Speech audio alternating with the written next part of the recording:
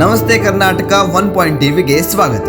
ತರಕಾರಿ ಪ್ರಿಯರಲ್ಲಿ ನಿಮ್ಮ favourite food ಯಾವುದು ಅಂತ ಕೇಳಿದ್ರೆ ಆಲ್ಮೋಸ್ಟ್ ಎಲ್ಲರೂ ಹೇಳೋದು mushroom korma, mushroom curry, mushroom fry, ಹೀಗೆ ಅಣಬೆಯ ನಾನಾ ತರಹದ ಅಡುಗೆಗಳನ್ನ ಹೇಳ್ತಾರೆ. ಅಣಬೆಯು ಪೋಷಕಾಂಶ ಮತ್ತು ಕೆಲವು ಔಷಧೀಯ ಗುಣಗಳನ್ನು ಹೊಂದಿರುವ ಅದ್ಭುತವಾದ ತರಕಾರಿಯಾಗಿದೆ. ಅಣಬೆ ಪ್ರಚಲಿತಕ್ಕೆ ಬಂದ ಹಾಗೆಯೇ ಈಗೀಗ ಅಣಬೆಯನ್ನ ಮನೆಯಲ್ಲೇ ಬೆಳೆದು ಆದಾಯವನ್ನ ಗಳಿಸೋದನ್ನ ನಾವೆಲ್ಲರೂ ಕೂಡ ನೋಡಬಹುದು.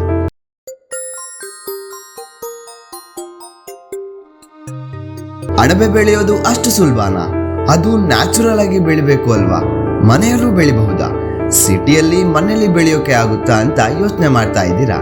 ಇದಕ್ಕೆಲ್ಲ ಉತ್ತರ ನಾವು ಕೊಡ್ತೀವಿ.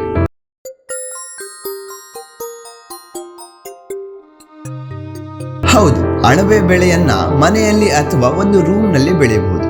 ಭಾರತದಲ್ಲಿ ಬಟನ್ ಮಶ್ರೂಮ್, ಮಿಕ್ಕಿ ಮಶ್ರೂಮ್, ಓರಿಸ್ಟ್ರಾರ್ ಮಶ್ರೂಮ್ ನಂತಹ ತಳಿಗಳನ್ನ ಬೆಳೆಯಲಾಗ್ತದೆ.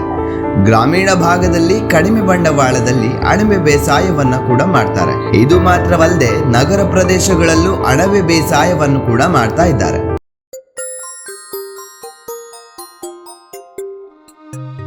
ಅಣಬೆಯನ್ನ ಬೆಳೆಯಲು ಮುಖ್ಯವಾಗಿ ಒಂದು ಕೋಣೆ ಅಥವಾ ಶೆಡ್ನ ಅಗತ್ಯವಿರುತ್ತದೆ. 2000 ಚದರ ಅಡಿಯ ಜಾಗದಲ್ಲಿ ದಿನಕ್ಕೆ 30 ಕೆಜಿ ಅಣಬೆಯನ್ನ ಬೆಳೆಯಬಹುದಾಗಿದೆ. ಸಾಮಾನ್ಯವಾಗಿ ಭಾರತದಲ್ಲಿ ಭತ್ತ ಮತ್ತು ಗೋಧಿ ಹುಲ್ಲಿನ ಮೇಲೆ ಅಣಬೆಗಳನ್ನ ಬೆಳೆಯುತ್ತಾರೆ.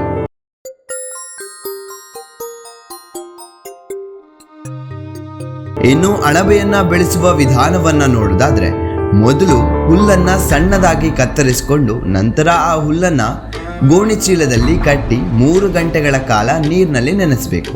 ನಂತರ ಅದರಲ್ಲಿನ ಸೂಕ್ಷ್ಮಾಣು ಜೀವಿಗಳನ್ನ ಆ ಚೀಲವನ್ನ ನೀರಿನಲ್ಲಿ ಹಾಕಿ 1 ಗಂಟೆ ಬೇಯಿಸುವುದರ ಮೂಲಕ ನಾಶ ಮಾಡಬಹುದಾಗಿದೆ. ತದನಂತರ ಸ್ವಚ್ಛವಾದ ಸ್ಥಳದಲ್ಲಿ ಹರಡಿಸಿ ಒಣಗಿಸಿಕೊಂಡು 2 ಕೆಜಿ ಅಥವಾ 4 ಕೆಜಿಯ ಪಾಲಿಥಿನ್ ಬ್ಯಾಗ್ನಲ್ಲಿ ಹಾಕಿ ಅಣಬೆ ಬೀಜಗಳನ್ನ ಹಾಕಬೇಕು. ಸುಮಾರು 1 ಕೆಜಿ ಹುಲ್ಲಿಗೆ 40 ರಿಂದ 50 ಗ್ರಾಂ ಬೀಜಗಳನ್ನ ಹಾಕಿ ಬ್ಯಾಗ್ ಅನ್ನ ರಬ್ಬರ್ ಬ್ಯಾಂಡ್ ಇಂದ ಕಟ್ಟಬೇಕು.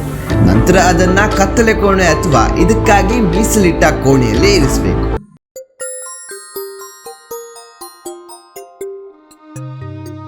ಹದಿನೆಂಟರಿಂದ 20 ದಿನಗಳಲ್ಲಿ ಅಣಬೆಯು ಹುಲ್ಲಿನ ಮೇಲೆ ಆವರಿಸಿಕೊಳ್ತದೆ.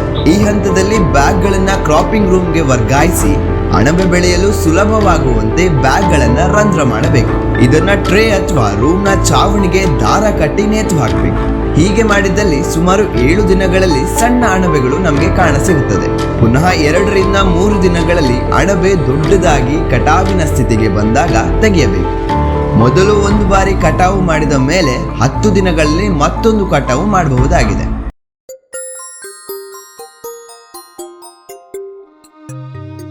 ಅಣಬೆ ಬೇಸಾಯವು 35 ರಿಂದ 40 ದಿನಗಳ ಬೇಸಾಯವಾಗಿರುತ್ತದೆ. ಈ ಬ್ಯಾಗ್ಗಳಿಗೆ ಪ್ರತಿದಿನ ನೀರು ಹಾಕುವುದು ಮತ್ತು ರೂಮ್ಗೆ ನೀರು ಹಾಕಿ ವಾತಾವರಣವನ್ನ ತಂಪಾಗಿರಿಸಿದಷ್ಟು ನಮಗೆ ಒಳ್ಳೆಯ ಇಳುವರಿ ಸಿಗುತ್ತದೆ. ಇದಾಗಿತ್ತು ಅಣಬೆ ಬೇಸಾಯದ ಸಂಪೂರ್ಣವಾದ ಮಾಹಿತಿ. ಮುಂದಿನ ಸಂಚಿಕೆಯಲ್ಲಿ ಮತ್ತಷ್ಟು ಹೊಸ ವಿಷಯಗಳೊಂದಿಗೆ ನಿಮ್ಮ ಮುಂದೆ ಬರ್ತೇವೆ. ಇದು 1 ಟಿವಿ.